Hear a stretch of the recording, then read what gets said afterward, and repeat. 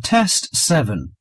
In this section, you'll hear a conversation between Jill and Sue. First, you have some time to read questions 1 to 6.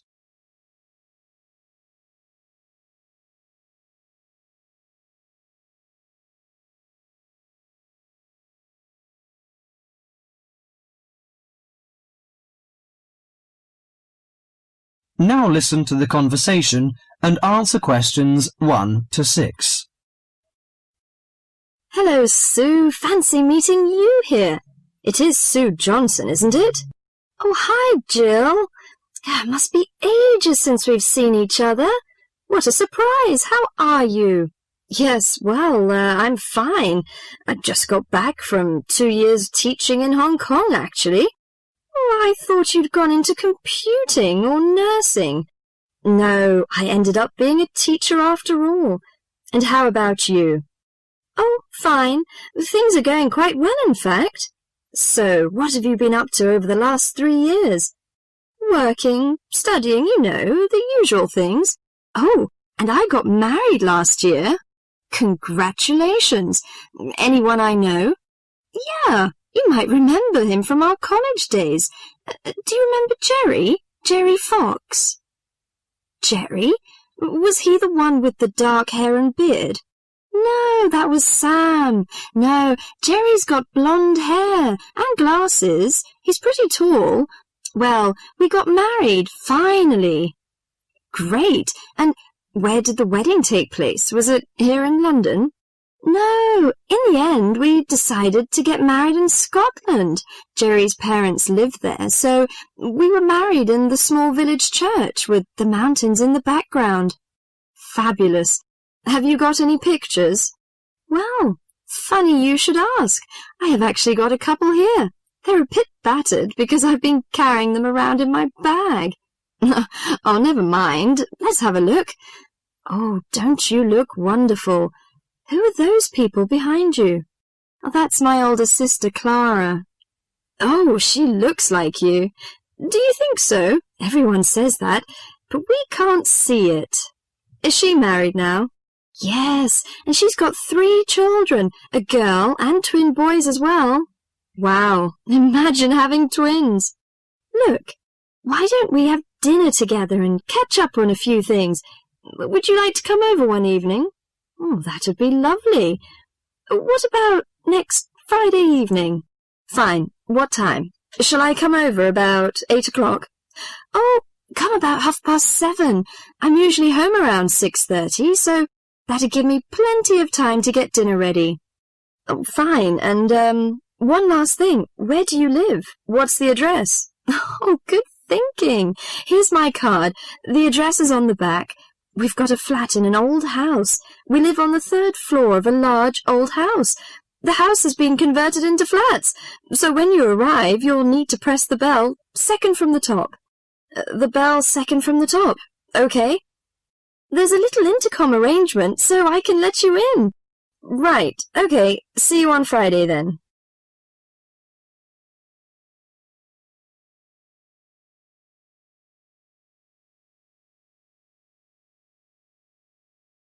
Before the rest of the conversation, you have some time to read questions 7 to 10.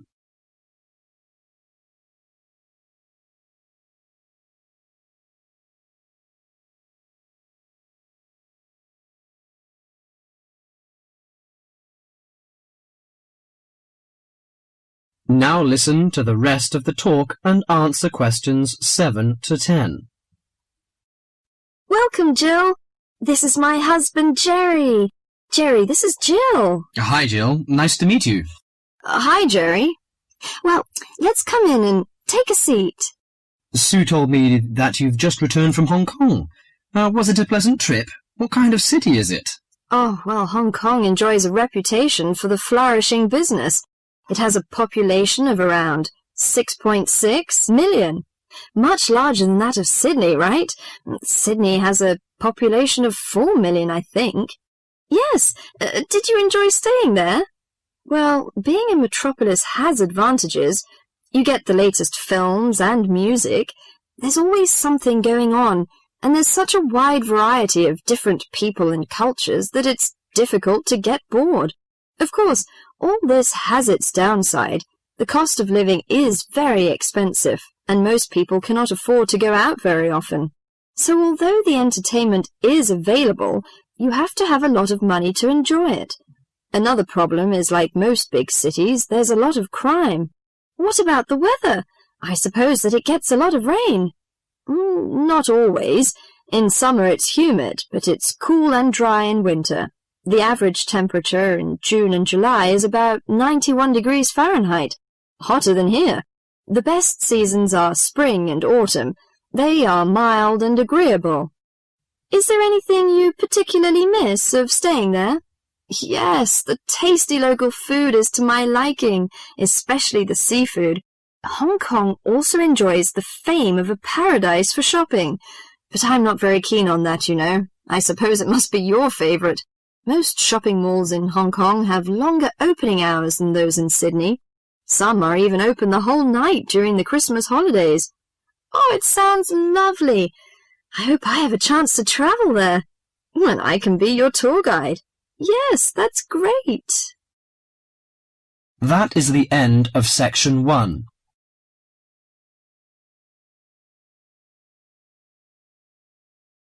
You now have half a minute to check your answers.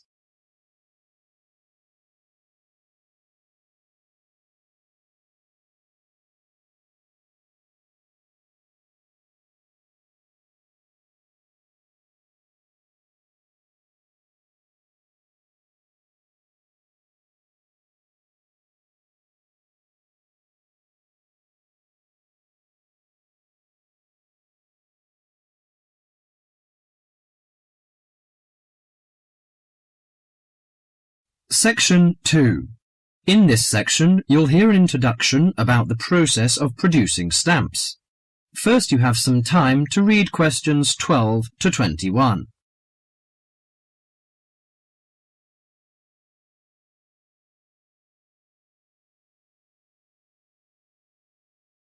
Now listen to the conversation and answer questions 12 to 21.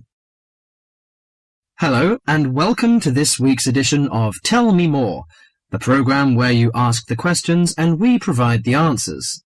And we've had a wide variety of questions from you this week. And the subject we've picked for you this week, in response to your many letters, is the production of postage stamps. And as usual, we've been doing our homework on the subject. So, who designs the postage stamps that we stick on our letters? Well, in Australia, the design of postage is in the hands of Australia Post. In Britain, it's the Royal Mail that looks after stamps, and it seems that both countries have a similar approach to the production process. We discovered, to our surprise, that it can take up to 2 years to produce a new postage stamp. Why is that, I hear you ask? Surprisingly, it can't be all that difficult to design a stamp. In fact, it isn't. But it seems it's a lengthy business. Firstly, they have to choose the subjects, and this is done with the help of market research. Members of the general public, including families, are surveyed to find out what sorts of things they would like to see on their stamps. They are given a list of possible topics and asked to rank them.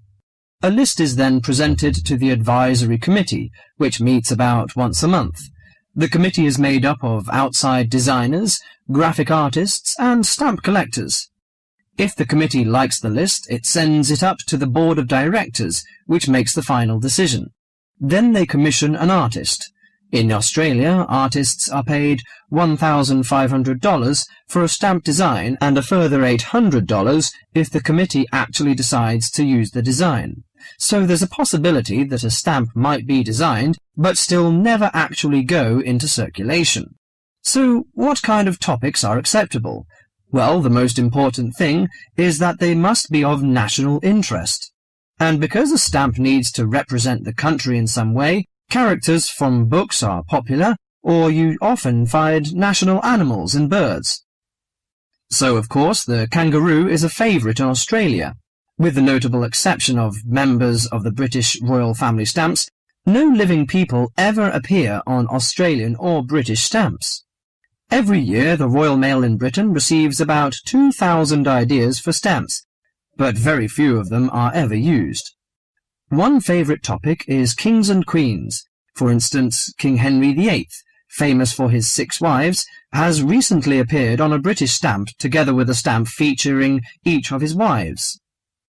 But despite the extensive research which is done before a stamp is produced, it seems it's hard to please everybody. And apparently all sorts of people write to the post office to say that they loved or hated a particular series. The stamp to cause the most concern ever in Australia was a picture of Father Christmas surfing at the beach. And when you consider that the practical function of a stamp is only as a receipt for postage, I think perhaps the importance accorded to stamps has got out of all proportion. Well, that's all for today. If there's a subject you want us to tell you more about, drop us a line at... That is the end of section 2.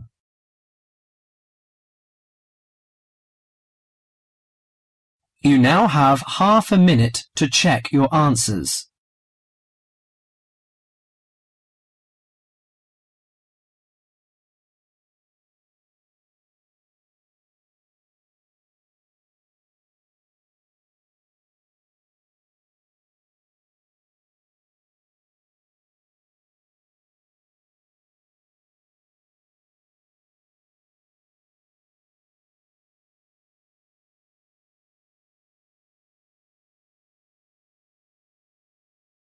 Section 3.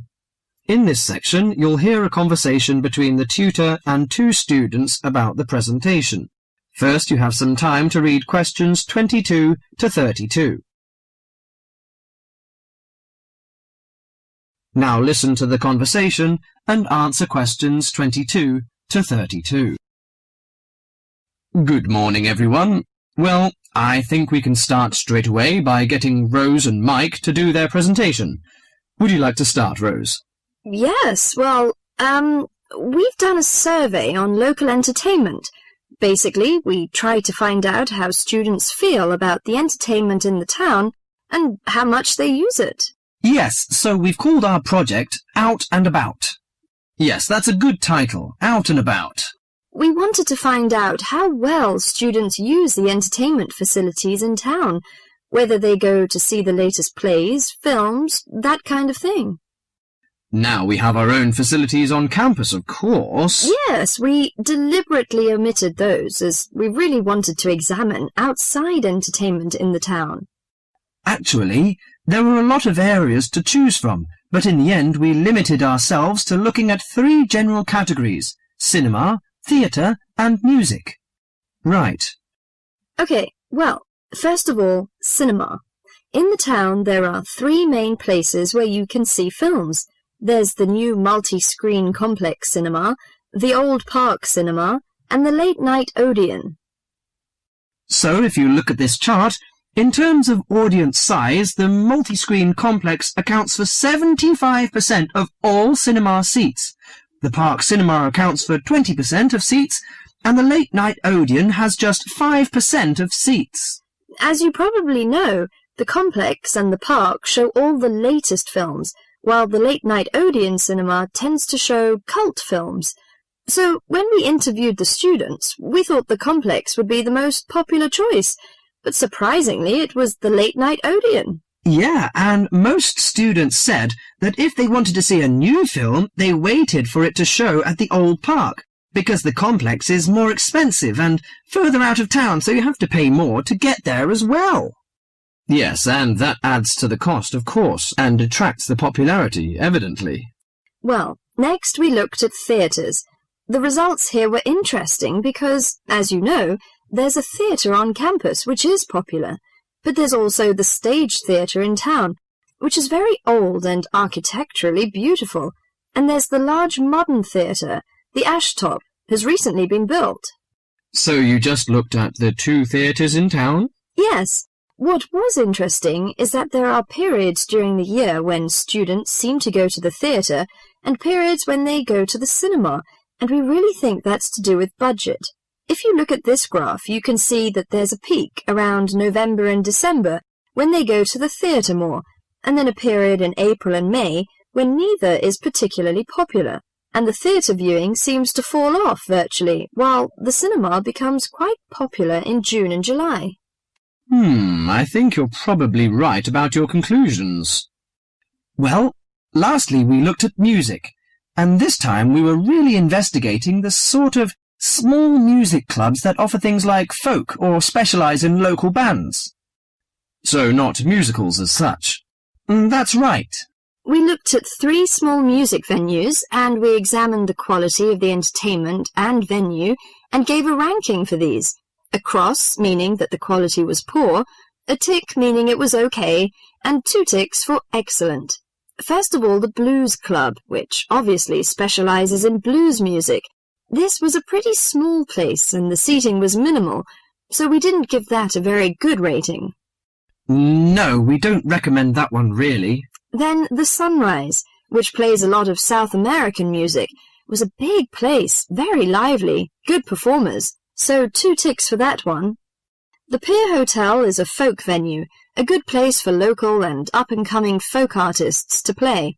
Not the best of venues, as it's in a basement and a bit dark, but the quality of the entertainment was reasonable, and the lighting was very warm, so we felt it deserved an average rating. Finally, there's the Bald Rock Cafe, which features big rock bands and is pretty popular with students, and we enjoyed ourselves there as well, so total marks for that one. And then did you get any information from the students as to which of the clubs they preferred? That is the end of section 3.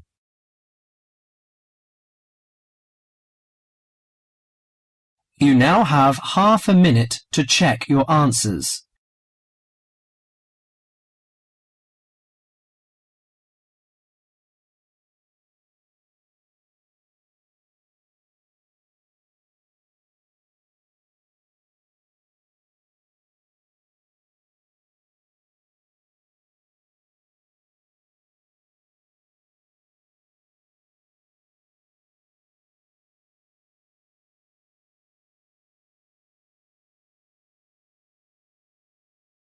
Section 4.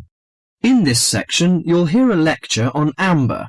First, you have some time to read questions 33 to 42.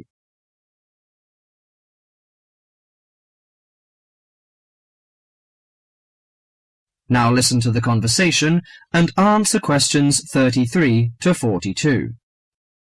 Today, in our series of lectures on nature history, we're going to be looking at amber. Do you know amber? What is it? How is it formed? What are the uses of amber? Firstly, what is amber? Amber is fossilized resin from ancient forests. Amber is not produced from tree sap, but rather from plant resin. This aromatic resin can drip from trees, trapping debris such as seeds, leaves, feathers, and insects. The resin becomes buried and fossilized through progressive natural changes. Therefore, amber is formed as a result of the fossilization of resin that takes millions of years. Although a specific time interval has not been established for this process, the majority of amber is found approximately 30 to 90 million years ago. You may ask why resin is produced. Although there are contrasting views as to why resin is produced, it is a plant's protection mechanism. The resin may be produced to protect the tree from disease and injury caused by insects and fungi. Resin may be produced to heal a wound, such as a broken branch, and resins have odors or tastes that both attract and repel insects. Resin may also be produced as a plant's method to dispose excess acetate. We know that amber survives millions of years, but what type of depositional environment preserved amber? One depositional environment for amber is marginal marine. Amber's specific gravity is slightly over 1, and it floats in salt water. Therefore, amber becomes concentrated in marine deposits, moved some distance from the original site. Trees and resin may be transported and deposited in quiet water sediments. Wood and resin are buried under the sediment, and while the resin becomes amber, the wood becomes coal.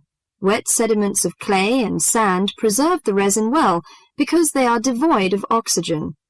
So, as a precious product of nature, What are the uses of amber? In ancient times, amber was used for medicine. Honey was mixed with powdered amber and prescribed for many chronics like asthma, gout, and the Black Plague. It was also used as precious decoration. The amber jewelry was thought to have the magic power against evil and dark forces. Sailors burned amber on ships to drive away sea monsters and the dangers of the deep. Amber has retained its beauty for millions of years, but if not preserved well, it may lose its charm. The softness and brittleness is likely to be attacked by chemicals and requires some special care in handling and storing, so do not put your amber jewelry on before hairspray and perfume is applied, because it will likely create a whitish coating on the amber that may be permanent. If you want to string the amber beads on silk or linen thread, remember to string them with knots between each bead to prevent mutual rubbing and chipping. Amber jewelry should not be stored where it can rub against metal or other jewelry, and storage in a soft cloth is best. Never put amber jewelry in a steam cleaner, which would shatter the gem. Never let amber come in contact with soaps or commercial jewelry cleaning solutions, which can dull the finish. Keep amber away from common kitchen substances such as salad oil, butter, and excessive heat of ovens and burners. Dust and sweat can be removed with clean, cool water and a soft cloth. Never use hot water. The amber can be dried and rubbed with clear olive oil, then rubbed with a soft cloth to remove excess oil and restore the polish. The last thing I'd like to mention is the storing of amber. Amber should not be placed near heating ducts or in direct sunshine, and avoid exposure to sudden changes of temperature. Well, that's all for amber today. Hope you enjoy this precious product of nature and have the luck to own one. That is the end of section 4.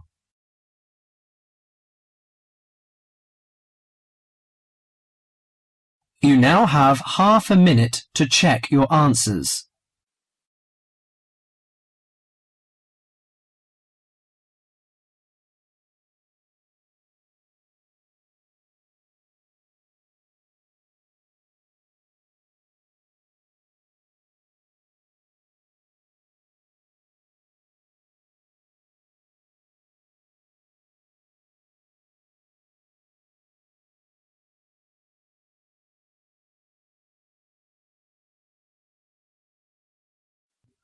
That is the end of the listening test.